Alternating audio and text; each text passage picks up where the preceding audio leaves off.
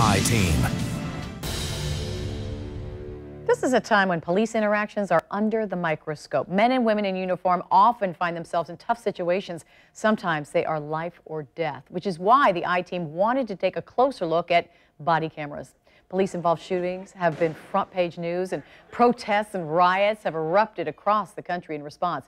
Hundreds of agencies are turning to body cameras to help alleviate the tension and show transparency. But opponents say they're a violation of people's rights and privacy and don't give the whole story. In June, Jacksonville Sheriff confirmed he will start issuing body cameras to his officers this spring.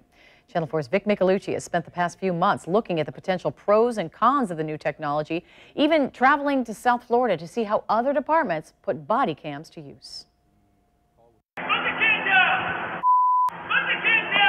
This body camera video from Central Florida shows deputies in a tense standoff. There's an armed, irate man holding two children hostage during a domestic dispute.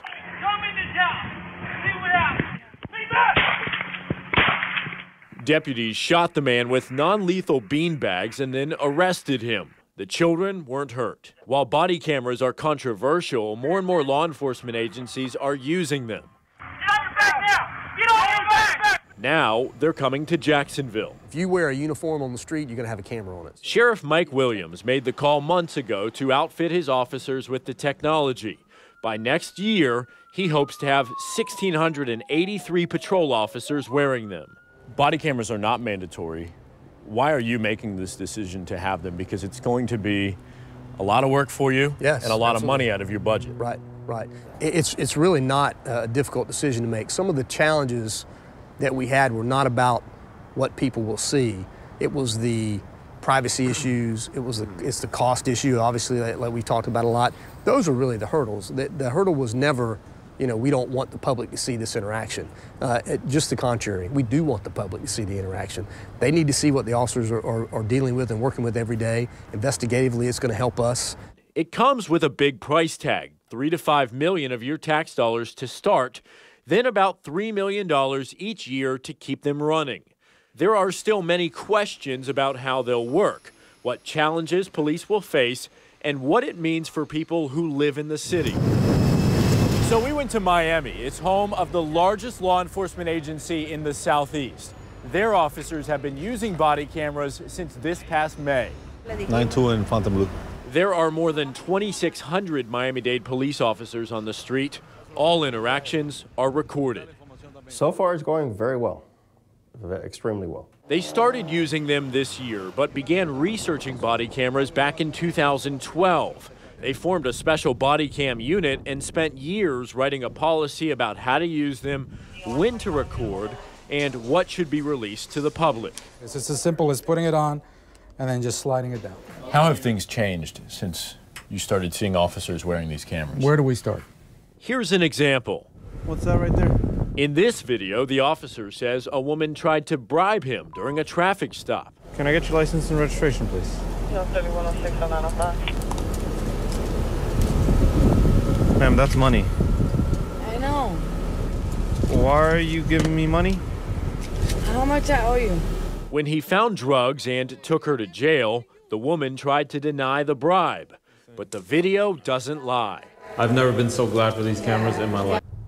QSL, 25 and 79, Northwest.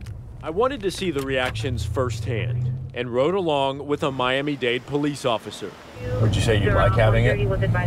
I do, yes. I've had a couple situations where I think if I didn't have it, the call would have escalated.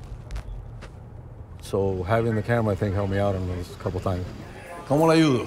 Our first call, a domestic dispute between a woman and her elderly mother-in-law. Officers calm the women down and don't have to press charges. Their cameras were rolling the entire time. Does that change the way that you do your job? Never.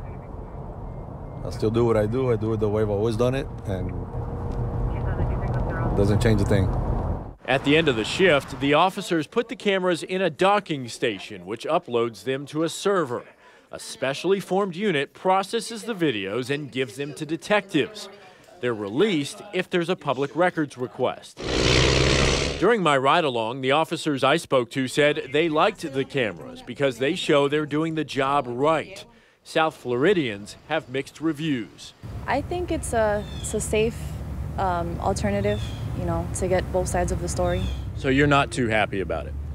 About releasing my information to the public? No. Either way, the cameras are coming, and while they won't solve all problems, Jacksonville's top cop is confident they will help. I think it's going to be a good thing for not only, law enforcement in the country, but definitely a good thing for us here in Jacksonville. The sheriff says he'll start testing out different body camera companies with select officers this spring. After that, he'll work with city leaders to choose what's best. All patrol officers should have body-worn cameras in about a year. Vic, you mentioned privacy, and that seems to be the biggest concern that most people have with these body cameras. Did the sheriff tell you how he's going to address that concern? Well, he said that is very important to him. Sheriff Williams tells me he'll write a clear policy about how body cameras should be used and what video will be released to the public. He says people's privacy is his top priority. Bottom line, there will be a privacy plan in place before police body cameras hit the streets here in Jacksonville. Thanks, Vic.